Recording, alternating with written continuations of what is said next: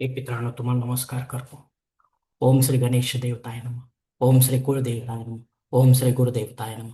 ओम सर्वश्री इष्टलिंग देवताय नमो नमः. ओम पितृगणाय विद्महे जगद्धारिणे धीमहि तन्नो पितृ प्रचोदयात. शिवशानत मित्रांनो, मी कडाप्पा परत एकदा आपल्या समोर हजर आहे. माझ्या धर्मकरम चॅनलमध्ये आपले सहर्ष स्वागत करीत आहे. मित्रांनो, आपल्या सनातन हिंदू धर्मातील सणवार व्रत केल्याच्या साखळीमध्ये आज मी आपणास अमावस्या व्रतासंबंधी महत्त्वाची माहिती, पूजाविधी व नियम सांगणार आहे. तेव्हा आपणा सर्वांना माझी नम्र विनंती की माझा व्हिडिओ आपण शेवटपर्यंत पाहावा आणि ऐकावा. मित्रांनो, शालिवान शके 1948 संवत्सर पराभव अयन दक्षिण ऋतू वर्षा मास निच ज्येष्ठ पक्ष कृष्ण तिथी अमावस्या सोमवार दिनांक 13 जुलै 2026 रोजी सायंकाळी 6:50 ते मंगळवारी दुपारी 3:14 अमावस्या तिथी असणार आहे. अमावस्या दरम्यान करावयाच्या सामान्य धार्मिक सेवा याप्रमाणे. सोमवारी करावयाच्या धार्मिक सेवा प्रथम पाहूया. प्रथम संपूर्ण घर झाडून धुवून स्वच्छ करा. पाण्यात हळद, लिंबू, मीठ, गोमूत्र व थोडे पंचगव्य टाकून उंबरट्यासह संपूर्ण घर पुसून घ्यावे. पितृगायत्री मंत्राचा जप जमेल तेवढा माळे विना करा. 10% हवन देखील आपण आज उद्या करू शकता. जर अमावस्येला करत असाल तरच, अन्यथा नाही मित्रांनो.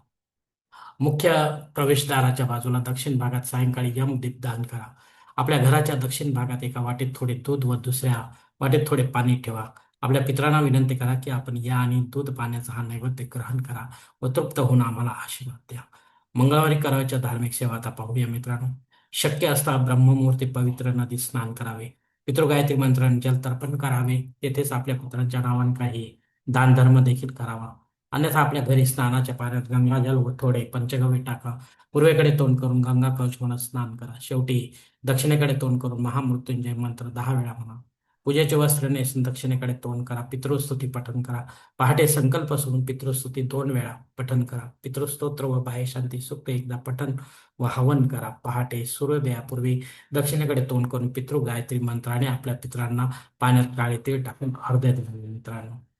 सूर्योदय सूर्याला ओम घृणी सूर्याय नमः वा सूर्य गायत्री मंत्र वा गायत्री मंत्राने अर्ध द्या. पाण्यात लाल चंदन, अक्षत, लाल फुले, काळे तीळ व गंगाजल थोडे टाका.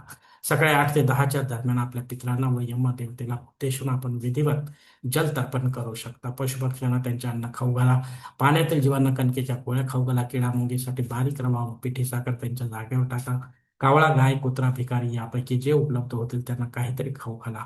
वाहत्या पाण्यात सुके नारळ सोडा. वाहत्या पाण्यात ओल्या नारळ लाल धागा 7 वेळा गुंडाळून इष्टदेवतेला स्मरून आपली मनोकामना बोलून सोडा.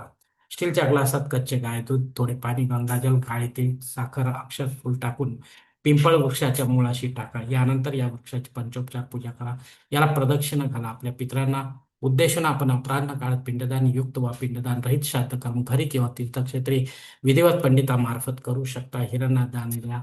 अन्न, वस्त्र, जानवे, जोड, दक्षिणा इत्यादी यथाशक्ती सत्पात्री पंडिताला आपल्या घरी बोलावून दुपारी 2 ते 4 या वेळेत विधिवत दान करावे. ब्राह्मण देवतेला दूध, चहा, कॉफी, ऋतुफळे द्या. या वेळेपर्यंत मात्र आपण उपवास करावा. मित्रांनो, आपले केस व नखे अमावस्या काळात कापू नका, हा महत्वाचा नियम आहे. वरील कर्मकांड संकल्प सोडून करणे गरजेचे आहे. जे कर्मकांड आपण नेहमी करत असाल तर मग गरज नाही. तेव्हाच आपल्या कर्माचे निश्चित फळ आपणास मिळण्याची दाट शक्यता असते. यात शंका मात्र नसावी, कारण आपणच असतो आपल्या जीवनाचे शिल्पकार. धन्यवाद मित्रांनो. आजचा हा अमावस्या संबंधीचा व्हिडिओ मी याच ठिकाणी संपवत आहे. आपण जर माझ्या मतात सहमत असाल तर कृपया माझे धर्मकरम चॅनल सबस्क्राईब करा, लाईक करा, आपले कुटुंब, मित्र, परिवारासह शेअर करा. तसेच कॉमेंट्स बॉक्समध्ये आपले मत अवश्य नोंदवा आणि माझा पुढील व्हिडिओ आपल्यापर्यंत पोहोचण्यासाठी बेल बटन अवश्य दाबा. धन्यवाद मित्रांनो. पुढील भेटीपर्यंत आपण खुश राहा, आनंदी राहा, प्रसन्न राहा.